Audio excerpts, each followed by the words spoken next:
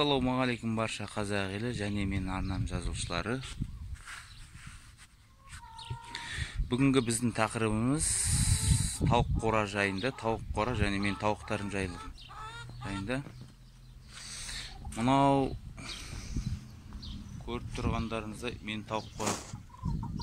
Мына туалетті болашақта алып тастайтын болам. Болашақта емес, жақын арада. Мынау менің негізінен тауық қорам. Бұны маған ағам көмектесті салуға. Негізгі жұмыстар сол кісінің жұмыстары барлығы. Бұл тауық қораны сіздерге қазір дұрыстап видеосын түсіріп жіберетін болам.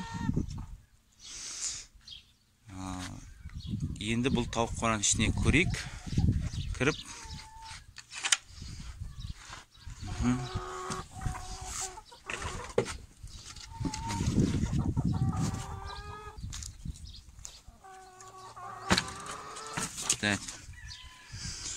Мынау тауық қораның іші алдыңғы мынау, яғни серуендейтін жері вольер дейді. Вольері. Бұл вольері сеткіден, яғни мынау төбесінде де сеткі. Мынандай тек бір қыттай жері ғана ықтасын. Бұл желден, кішкене желді күндері, жаңбырлы күндері мынандай төбесі шипырмен шипырланып тұр. Қалған жерлердің төбесі түгел сеткі, тор. Бұл торлар біріншіден вольердің ішіне күн түсу үшін, екіншіден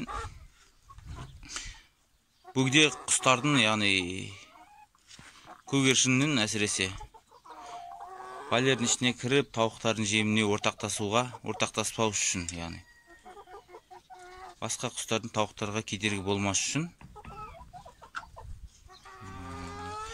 Енді ішке кірейік.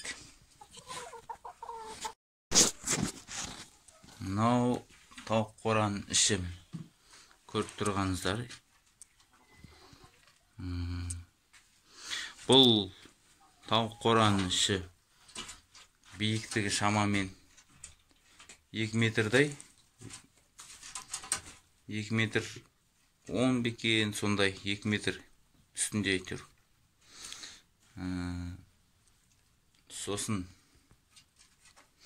ені 5 метр, ені 3 метр, ұзындығы 5 метр. Мынау ұзындығы болады. Мынау күн жақ бет. Бұдан бүгін күн бұлтты, көп күннің сәулесі түспей тұр. Және мына банағы жерде туалет тұр. Соның туалет кішкене күнді көлегейлеп тұр. Бұл терезесі күн түсетін. Мынау алдыңғы жақ беті. Енді мынау жұмыртқалайтын ұялары ғой. Тауық жұмыртқалайтын ұялары. Мынау Үнжікай деген қарындасымыз. Бүгінгі міне тауық жұмыртқалайтын ұямыздан жұмыртқа жинайын деп келіп тұрық. Негізгі мақсатымыз. Үнжікай, жұмыртқасын жинап шық. Неше жұмыртқа бар екен? Бірінші санап шығайық. Бірінші ұяда 2, 3, 4, 5, 6 жұмыртқа жұмыртқалаған екен. Әр ұяға бір-бір жұмыртқадан жұмыртқалаған. Біреуінде екеуінде деген. Біреуінде бір-бірден жұмыртқалаған. Ал жинай ғой.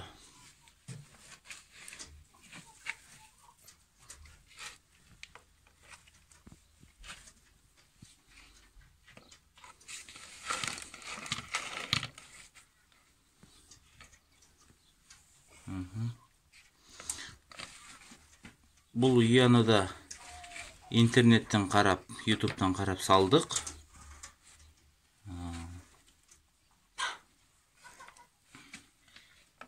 Ескі жиһаздан